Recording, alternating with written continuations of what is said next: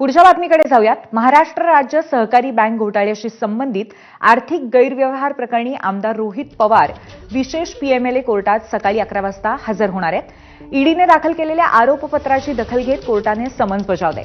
रोहित पवार यांच्यासह त्यांचे व्यावसायिक भागीदार राजेंद्र इंगवले यांनाही न्यायालयाने समन्स बजावले।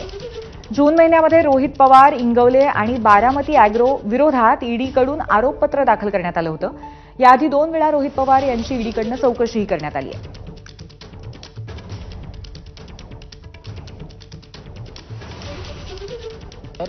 कशा प्रकारे बघता? काय नाही, न्यायव्यवस्थेवर आमचा सगळ्यांचा विश्वास आहे आणि आज कोर्टात जाऊन कोर्टाने आम्हाला समन्स दिलेलं आहे, म्हणून कोर्टाकडे जजकडे जाऊन आम्ही तिथे विनंती करणार आहोत। एक तर ही जी चार्जशीट फाईल केली गेली आहे त्यालाच चॅलेंज आम्ही सर्वजण करतोय। सहसा आपण जर बघितलं तर लोक चार्जशीटला कधी चॅलेंज करत नाही, पण आमचं मत आहे की ईडीने ज्या पद्धतीने ही चार्जशीट फाईल केलेली आहे, ते इन्व्हेस्टिगेशन केलेलं आहे, ते चुकीचं आहे। माझं नाव FIR मध्ये नसताना सुद्धा मला त्या ठिकाणी समन्स आलं होतं ईडीचं।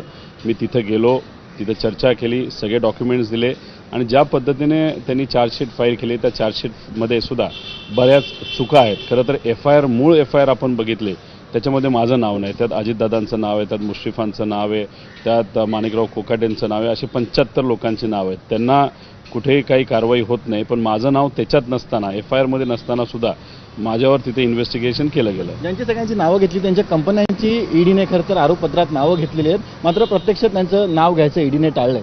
दबावात ईडी असं वाटतं?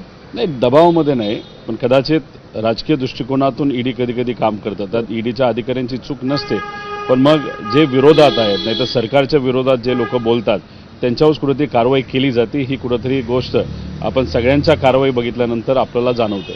सर, जेव्हा कोर्टाने प्रोसेस इश्यू केली तेव्हा काही तीक्ष्ण अशी निरीक्षणं देखील नोंदवली होती, तुमचा सकृतीशी सहभाग असं कोर्टाचं म्हणणं होतं, त्याकडे कसं बघता? आज चाललोय जज महोदयांना ते काय बोलतात हे मी सुद्धा ऐकून घेईल। मी स्वतः तिथं उपस्थित राहणार आहे, त्यामुळे ते काय चर्चा होणार आहे हे मी सुद्धा तिथं बघूया। समन्स केलंय, आदर आपल्याला कोर्टाचा ठेवावाच लागतो, चार्जशीट किती चुकीची असली तरी। दादा, सिंचन घोटाळ्यात एक मोठी अपडेट आलेली आहे। सिंचन घोटाळ्यातील आरोपी कंत्राटदाराला 303 कोटी रुपये परत देण्याचे आदेश उच्च न्यायालयाने दिलेले आहेत। देवेंद्र फडणवीस विरोधात असताना त्यांनी हा मुद्दा उचलून धरला होता, मात्र आता ते मुख्यमंत्री असताना 303 कोटी रुपये आरोपी कंत्राटदाराला परत द्यायची सरकारवर नामुष्की आली।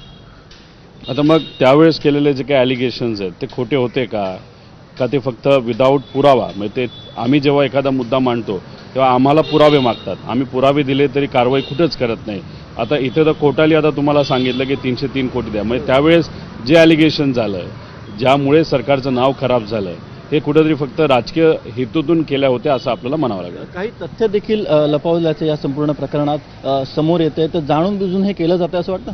राजकीय दृष्टिकोनातून ॲलिगेशन्स केले जातात। आता आम्ही जे ॲलिगेशन करतो त्यात पूर्ण पुरावे हे आम्ही मीडियाला देत असतो, लिंकच्या मदतीने देत असतो, आम्ही कुठेही काही लपवत नाही। पण त्यावेळेस जर आपण बघितलं असेल तर त्याच्यात नुसते खोकले आरोप मोठ्या प्रमाणात तिथं झाले होते। सर्व नेते जे होते त्यांची नाव बदनामी केली होती, पार्टीची बदनामी झाली होती आणि काही प्रमाणात हे सगळे जे विरोधी पक्षातले लोक होते त्यांनी ज्या पद्धतीचे आक्रमण केलं, लोकांना काही गोष्टी खऱ्या वाटल्या आणि मग कुठेतरी राजकीय दृष्टिकोनातून आम्हाला अडचणीसुद्धा आल्या, पण जसा वेळ जाईल तसं खरं काय हे लोकांसमोर येत आहे।